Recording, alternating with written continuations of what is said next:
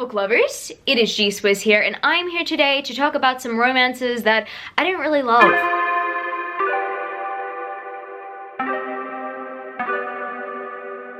This is a 7 on Sunday topic. I am the host of 7 on Sunday. I will link the Goodreads page down in the description where you can check it out and you can participate in a topic in the future. This seems to be a topic I tend to talk to Camilo about very often. I mean, he's literally doing the bare minimum for me as my partner, but at the very same time, he's doing me a huge favor. Thank you, Camilo! I always vent out my frustration when it comes to romances that I don't love to him. I don't know, like it gets me very riled up and very rowdy. I realize I need to make a video on this and I need to update it and just talk about some romances that I didn't love, that some other people do tend to love or tend to side for, or some people did formerly ship. Maybe they've moved on, who knows, but there are still ships out there for some of these couples. This one is one that I struggled with this week, and I vented to Camilo about this week because I had no idea that the series had a love triangle, and it is frustrating because I have been recommending this first book on my channel for a very long time, and I don't apologize for doing that, but now I just need to warn you guys that the Crave series by Tracy Wolff has a love triangle, and it made me realize I don't know if I like the initial love interest with Grace anymore. I'm team Grace all the way, like whoever she chooses, that's her one, even though there is a particular person I want her ending up with. I'm not going to spoil anything, but let's just say that person she gets to know throughout the series, don't attach yourself at book 1. That was my mistake. I attached myself to a ship at book 1. If I knew that there was going to be a love triangle, I would not have done that. That is what I hate about love triangle books that are not even finished yet. Like, I don't actually know who Grace is officially endgame with, but I want her to be endgame with someone else. And the reason why I don't think that Grace and one of the sides of the love triangle is not right for her is because it happened too quickly in hindsight. Now I'm thinking to myself, yeah, you know, it happened too quickly. The person is very overprotective. They kind of are almost a little bit like everybody's description of Edward from Twilight, you know? And sometimes charming and that's cute because the person is protective and stuff, but they don't see Grace for her power and her gifting and who she actually is. And the other love interest you'll get to see gets to know her over a period of time. They know her almost as much as she knows herself in a way. I think that that is great for a love interest. That's great for a romantic partner because at the end of the day, you want someone to accept you for all of you and not reject you for all of you, you know? So that's why I want that specific ship to be endgame. But the other ship that I'm mentioning, which has broken a lot of our hearts, including my own, because I had to read Crush and change my ship. That was hard, but it made me realize I actually don't really love the original romantic direction that the series was going in. Speaking of vampires again, it's been a very long time since I've read the series. But yeah, I kind of don't like the romantic dynamic between Rose and Adrian. I just never really saw it. Now, here's the thing. Dimitri, in a way, is, from what I remember, not necessarily the healthiest love interest either, in terms of, I think, book 4, when something happens to him,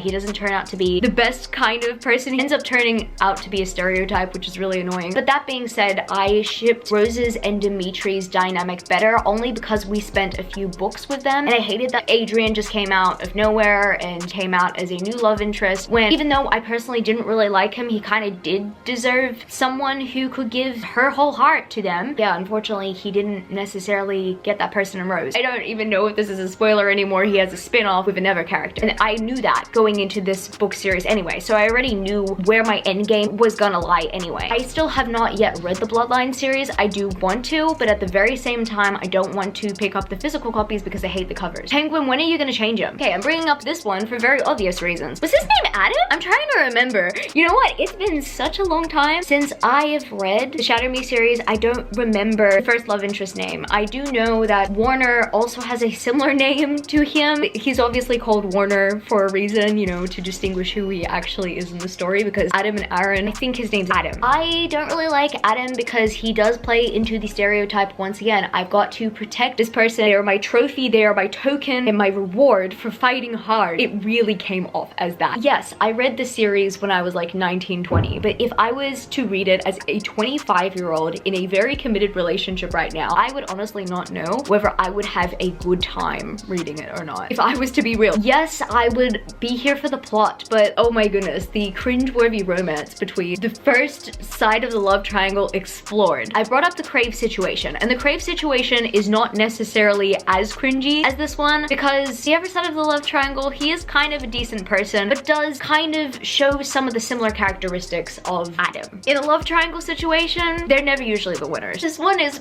really sad for me because, you know, I actually like both of the characters, but we shouldn't have had our time wasted on this love triangle. Jennifer L. Armentrout, I love you, but why did you have to make Zane a love interest to Layla when she already kind of likes Roth? Of course, maybe she grew up with him and everything, but we all know that he's not gonna win. And not only that, Zane's actually a decent human being, and he's been put through so much in this series, and he did not deserve it. I would have never forgiven Jennifer L. Armentrout. I would have never forgiven you, Jennifer, if you did not write a spinoff, because Zane deserves everything. I get people who do like Roth and Layla, like they suit each other, but at the very same time, Zane and Trinity, they're god tier. I do like Roth and Layla. The problem is the book series is so centric around their feelings for each other and not necessarily around the plot. Nothing's being done in this series until like the very last minute. They even call that out in Every Last Breath. I'm pretty sure the Grim Reaper in Every Last Breath is just like, you haven't been doing anything but literally pining over two men and not doing anything about saving the world. And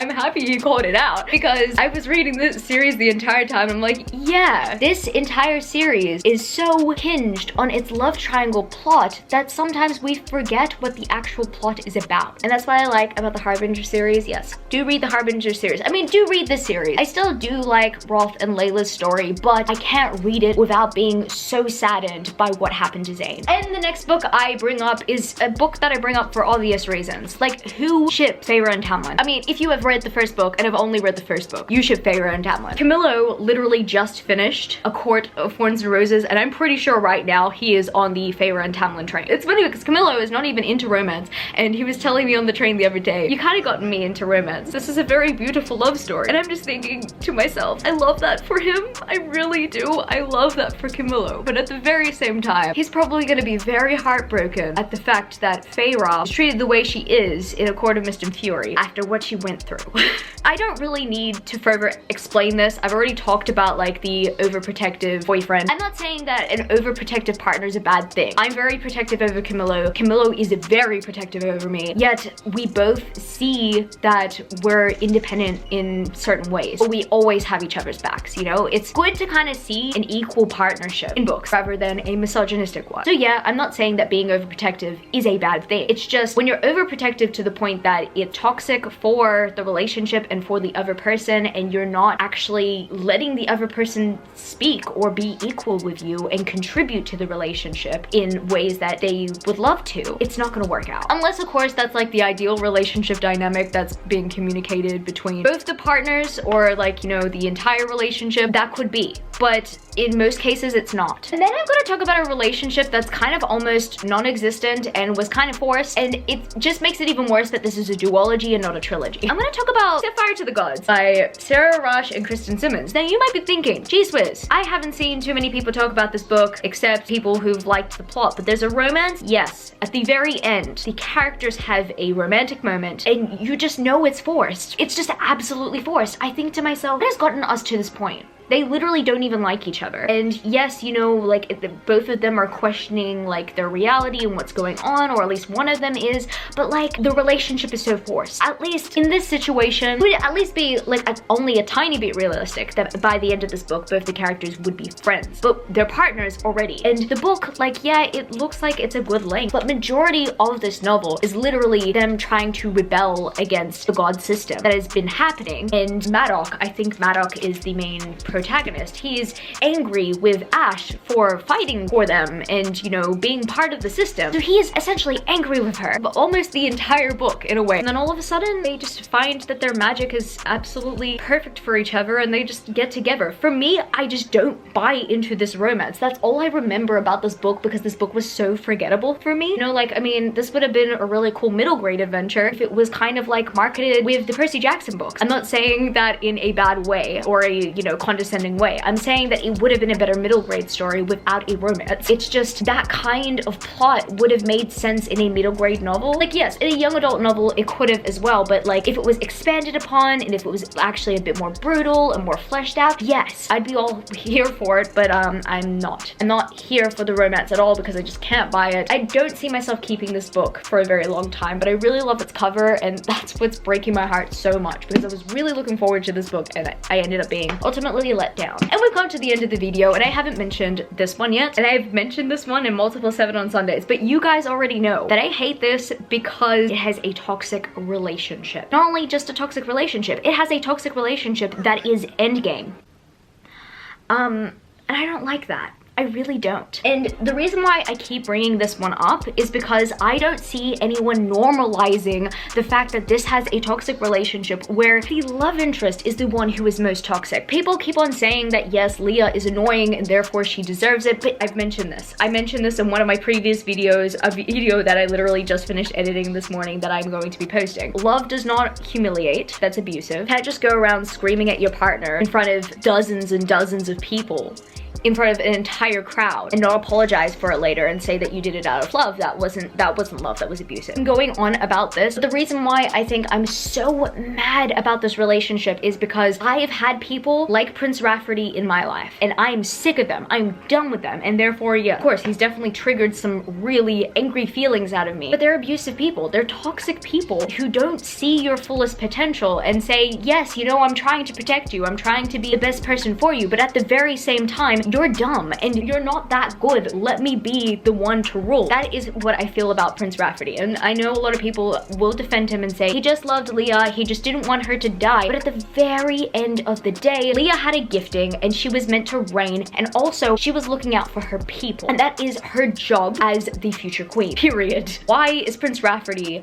trying to play God here? I'm done. Wow, I'm gonna get a noise complaint. Yes, that's gonna be it for this video today, book lovers. If you happen to enjoy this video and are not too mad about my opinions, then give it a thumbs up and subscribe to my channel if you haven't yet already. Join the amazing community of book lovers. And also, I have social medias. I'm at GSwizzleBooks on Twitter and Instagram, and I'm also at Goodreads. That's www.goodreads.com/gswizzle. I love you, book lovers, and I will see you later. Peace. Started out with half and I flipped it into double. Started out with half and I flipped it into double.